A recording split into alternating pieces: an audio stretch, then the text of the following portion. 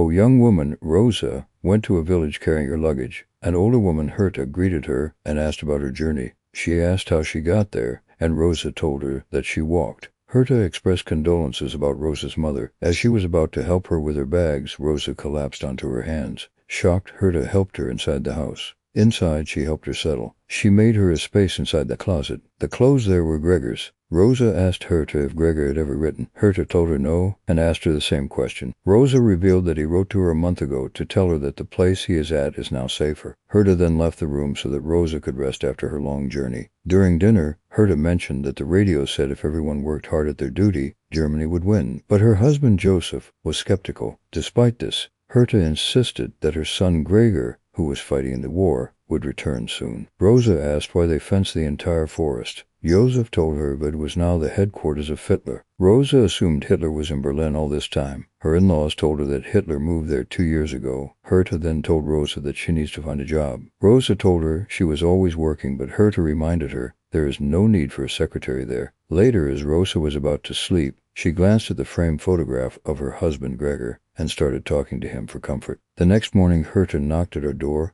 and told her that soldiers were coming to their house. At first, Rosa thought they were there to bring news about Gregor, but Herta told her not to say such things. She then went out and met the officer standing by the door. After greeting, he took her to a car that was waiting for her. Inside, other women were sitting. When she got off the truck, she was taken by soldiers to a room along with the others who were in the truck. One soldier started calling them one by one and led them to a room until they were searched. Their blood is drawn for tests. Then they were taken to a dining room and offered a variety of food. The women sat around the table to eat. When one woman asked if she could eat from another plate, she was told she could only eat from her own. They were not allowed to leave either, because they had to wait for 1 hour to see if the food was not poisoned. The chef was Hitler's personal chef, but since he didn't trust anyone tampering with the food, these women were made to eat it first to ensure it was safe. Hearing this, the women get shocked and start crying, saying that they don't want to die. The chef told them if anything happens, a doctor will come see them, but that didn't ease their fear. When the 1 hour was up, the chef returned to check if the women were really okay. Seeing that they were, he proceeded to serve the food to Hitler. Then they were finally allowed to leave. Back at home, Rosa told her in-laws about the job. She had to do it every day at lunch and dinner. Her father-in-law, Joseph, was against it and suggested she disappear, but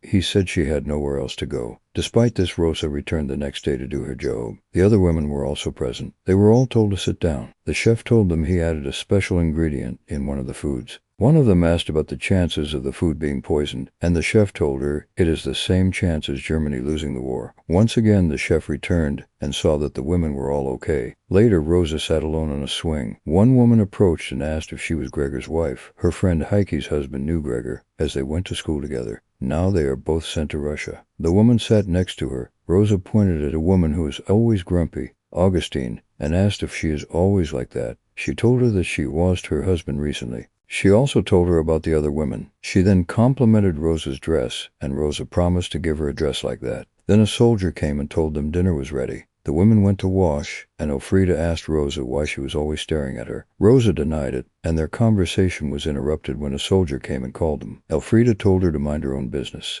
but Rosa stood her ground, saying no one had asked for her opinion. Time went by as Rosa and the others continued doing the same work. One day, while dining as usual, one woman asked the chef what Hitler's favorite food was. The chef started telling them that he loves sweets. He hates meat because he loves animals. Rosa told her in-laws that she got paid and showed them the money. Her father-in-law, Joseph, became angry once again, but Rosa put the money in a box, saying it was a precaution, and told him not to worry. The next morning, Rosa received a letter from Gregor saying he was coming back for Christmas. She reads the letter to her in-laws. Rosa gave Lenny the dress she had promised her. Rosa told her they would celebrate when Gregor came, but Augustine interrupted, saying that when her husband was home, they had called him back after 3 days. Lenny yelled at her, telling her to leave Rosa alone, but Augustine, still bitter, mocked her attempt to get a boyfriend. Back at their home, Rosa asked her in-laws not to tell Gregor about what she was doing. The next morning, soldiers dropped a letter by their door, and Rosa rushed to pick it up. As she read it, she collapsed to the ground. Her in-laws rushed to her side, asking what had happened to Gregor, but Rosa couldn't even explain. She just froze on the ground as the letters taken by the wind. Rosa stayed in bed after that. She stopped going to work, and soldiers came to force her to go. Herta tried to explain that her son, Rosa's husband, was missing, but the officer refused to listen. He pushed Rosa onto the truck and took her to work. While there, Augustine started mocking Gregor's disappearance. Angry, Rosa slapped her, and a fight broke out between the two. The officer struck them, and they were later taken to the dining room to eat. At first, Rosa refused to eat. Then she quickly finished her plate and picked another one. A soldier snatched the plate from her hand and ordered the others to keep eating. Later, Elfrida went to the bathroom to check on Rosa. Rosa told her that her husband was missing, but she believed he was dead. Rosa opened the door and started crying, telling her that she was now a widow. Elfrida tried to calm her down as much as she could. Rosa started writing letters to Gregor, hoping they would read them together when he came back. She still believed he was alive and would return to her. Now that Hitler was no longer there, Rosa didn't have to taste food. One day, as the women were gathered at work, Ulla was doing Lenny's reading when Lieutenant Albert Ziegler arrived. Elfrida took out her cigarettes. Ulla gave him the cards, and Rosa told him they didn't know they were forbidden. Ziegler walked towards her and asked for her name. After she told him, he told her they would do what they were told to do from now on. He told him dinner was skipped and walked back to his office. After he left, the women were allowed to go home. They all went to Heike's house, where Heike excitedly told them it had been a while since she had visitors. Inside, the women gathered to drink. Then they started talking about Lieutenant Ziegler. They made fun of the way he talks, repeating what he said about German women not smoking. Heike came with a drink and poured it for all of them. Then they toast for having a free afternoon. The next day, Rosa was found wandering around the office by Lieutenant Ziegler and a soldier. He asked what she was doing, and she simply told him the music had lured her in. She is reminded of Berlin because she used to be in choir. When Ziegler asked her to sing, she told him she no longer sings. She then asked if she could leave. Lieutenant Ziegler allowed her to go. After she left, the soldier told Lieutenant Ziegler that her husband was missing in Russia. Later that night, Rosa saw a torchlight outside. She peeked through the window and saw someone standing. She quickly hid, but when she looked again, there was no one there. The next day, she went back to work and began eating. Suddenly, Heike got sick and struggled to finish her meal. The officers asked if there was anything wrong with the food. When Heike told them there was nothing, they ordered her to keep eating. Ziegler, having heard of the noise, comes to the dining room, asking what was happening. He then forced Heike to eat. Back at home, Rosa looked at framed photos of herself and Gregor. She then noticed the same light again, and peeked through the window once more. The following night, standing by the window, she saw someone flashing a torch on and off. She did the same with a light, and realized someone was trying to communicate with her. She went outside and found Lieutenant Ziegler waiting for her. The moment they met, he began kissing her, and she kissed him back. They went into a shed nearby and got intimate. The next day, as the women were eating, Heike got sick again and asked to go to the bathroom, but she was denied because she had to finish eating first. Later, Heike told them she was pregnant. The father was Ernst, a young man who helped her with her children. She is scared of what is going to happen when her husband comes back. Elfrida told her there will be a way. Lenny reminded them abortion is illegal and told them about a gynecologist that got killed after doing one. Elfrida then told them she will help because she worked in a hospital before. Later that night, Rosa met Ziegler again. As they lay together, they talked about their childhoods. Ziegler told her that he started reading when his father made them read from the cemetery. He then asked Rosa to sing him a song, and she began singing. The next day, as she was about to go out, Herta told her she had a dream about Gregor. In the dream, Gregor was alive and asked her to take care of Rosa. The following day, Elfrida performed Heike's abortion. Later, Rosa asked Elfrida why she had stopped being a nurse. Elfrida told her that when her parents died, she went to live with her uncle and started working with him. Rosa told her that her parents were dead too and that her brother had gone to America 6 years ago. Rosa asked why Elfrida doesn't like to talk about herself. Elfrida simply told her she thinks there are more interesting topics. She also likes to hear Rosa. As they are talking, Lenny comes running and sits in the middle. Back at the dining table, the women sat eating. Suddenly, Rosa felt sick and got up from the table but quickly collapsed. Elfrida started vomiting, followed by Rosa, and then Ulla. The women started panicking. Ziegler came to the room and saw what was happening. To force order, he slapped Lenny, who was screaming and crying. He ordered the kitchen to be closed and the dining room to be cleaned. Then a doctor comes to check up on the women, and they are taken to the infirmary. When Rosa regained consciousness, she found herself lying next to Elfrida and Ulla. She called out to them and asked why they were there. Elfrida told her it was probably to see if they would survive. After that, the women were led back to the dining room. They all took their seats as the others asked about their well-being. Then another meal was served. The women, scared about what happened, refused to eat. The officers ordered them to do so. Rosa told them they can't force them to eat. One soldier pulled out his weapon when the women refused to eat. With tears in their eyes, they began eating. Later, Rosa told Elfriede she wanted to go to Berlin, but Elfriede told her it was not safe. She explained that the Germans were retreating because the Americans had landed in France. The next day, Rosa was called to Ziegler's office. She was angry at him for doing nothing while she was sick and being forced to eat. He told her there was nothing he could do, but Rosa kept blaming him. She began hitting him in anger, but he hugged her, trying to calm her down.